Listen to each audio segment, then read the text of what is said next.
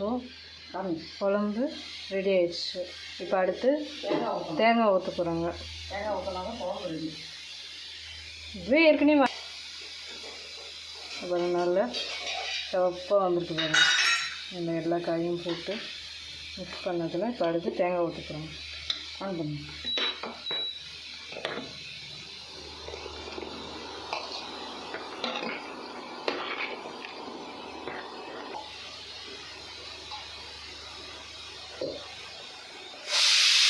நல்லா கலகலன்னு கொதிக்குது.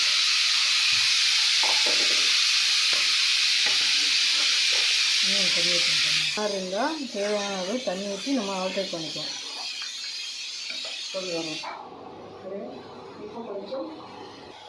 கொஞ்சமாக புதினா கொத்தமல்லி